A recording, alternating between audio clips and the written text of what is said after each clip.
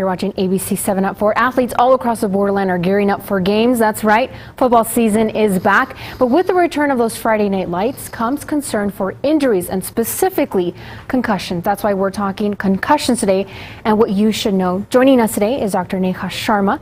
Thank you very much, first of all, for joining us today. A lot of athletes are busy preparing for practice and gearing up with protective gear.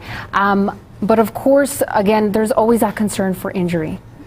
So first of all, a concussion is a traumatic brain injury that can alter the way our brain functions. Usually that alteration is temporary, but one of the most common causes of concussion is a blow to the head, which is why it's a common occurrence in contact sports like football. So it's estimated that 300,000 concussion injuries are reported nationwide among all ages every year. And when we talk specifically high school student athletes, about 3 per 10,000 games or practices. That's a high number. And just last week, I should say, an 8th grader at Sunridge Middle School stopped breathing during a game. Fortunately, his coach was able to save his life, but he had a concussion.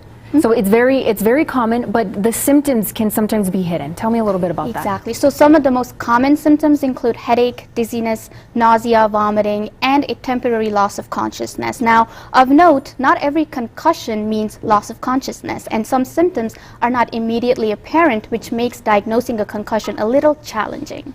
What should parents that are watching this right now, especially those with the students and athletes that are in programs in different types of sports, what should they know before sending their child off to practice?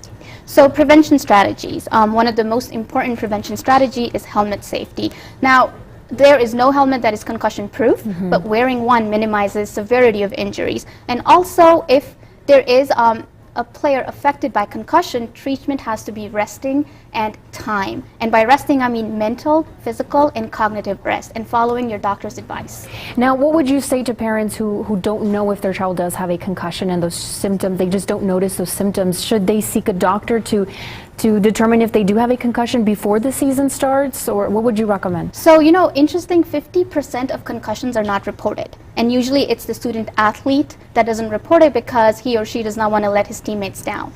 But if a student athlete gets hit on the head or feels any of those symptoms, they should seek attention immediately.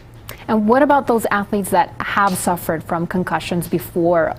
How are they at risk in the future? So they need to be fully recovered before they return to play, and the CDC has national guidelines that actually dictates when athletes should return, and they should definitely follow that advice. And if they go back to play while having a concussion, that actually doubles their recovery time.